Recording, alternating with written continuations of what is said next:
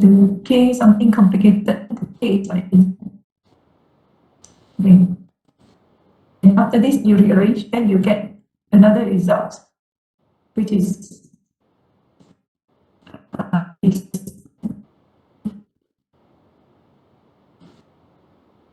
all right.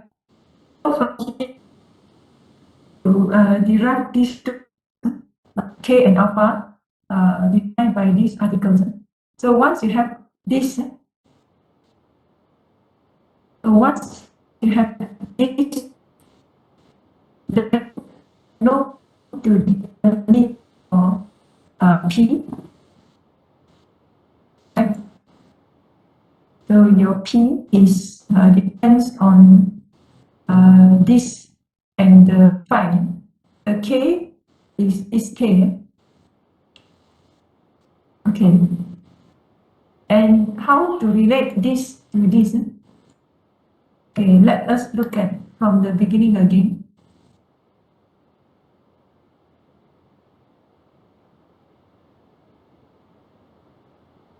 Okay. And somehow, that's why in last semester, I do mention that the author renamed this lambda to gamma.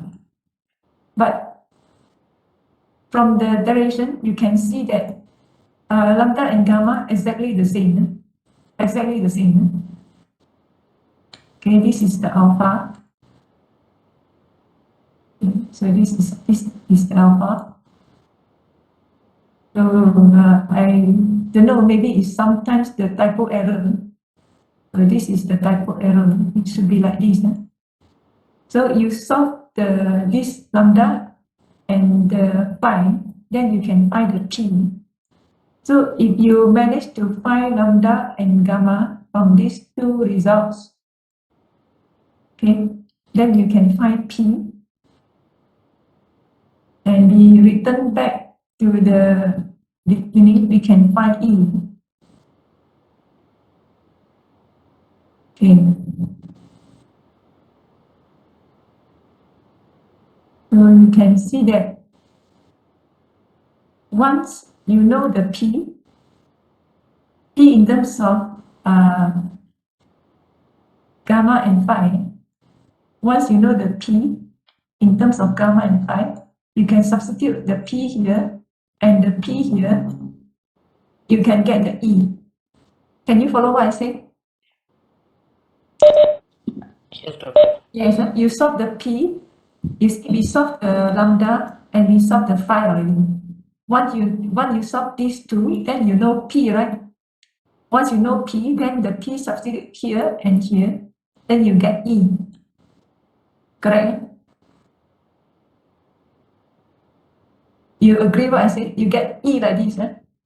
So after you get E, then you return to this Maxwell equation. You try to get the B, okay, the B from the Maxwell equation, how you get the B in terms of E. Okay, actually you can get this from textbook.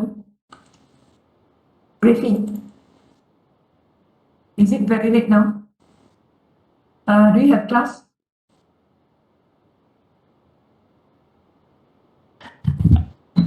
No, doctor. No. If you don't have class on Thursday afternoon, then every week you go like this. Okay, doctor, sure. So that it won't be hazel. So now this is the graphic. You can see my screen. Yes, doctor. Can. Okay, we just want his results. Electromagnetic wave in metals. I want the Poynting vectors.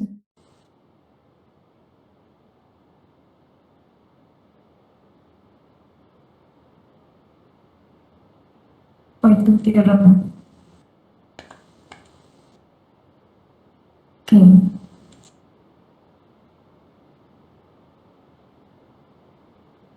Okay. So you can see this result 810. S equals to E cross B.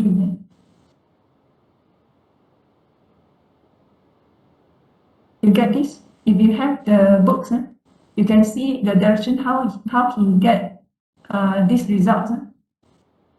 Okay, and then you must get your B from E.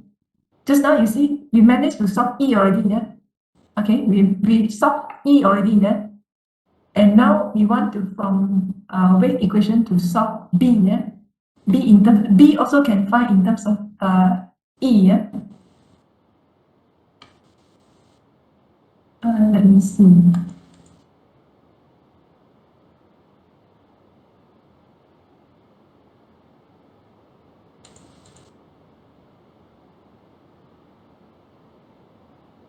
You get B also from wave equation.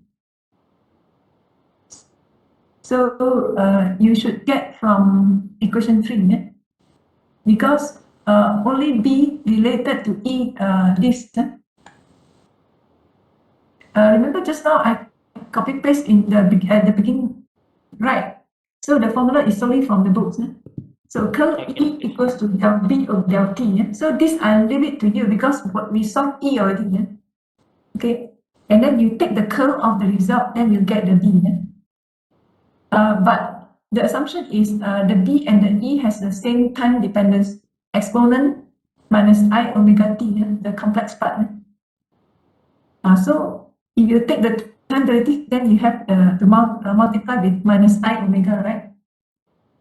So this one is actually is minus I omega B, yeah, equals to curl E. So inside the E, you have quite many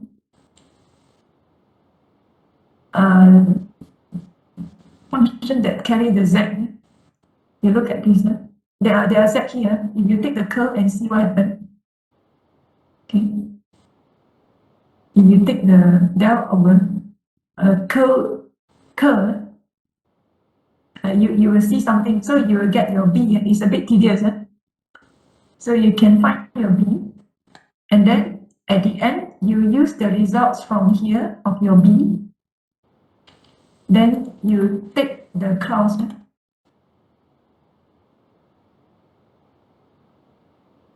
Oh, where is it?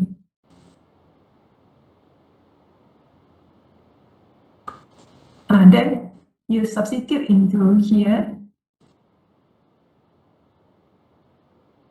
Okay. You have the E just now and the B that you derived from the Maxwell equation. You take the curl and you get the S. So now is the idea is clear?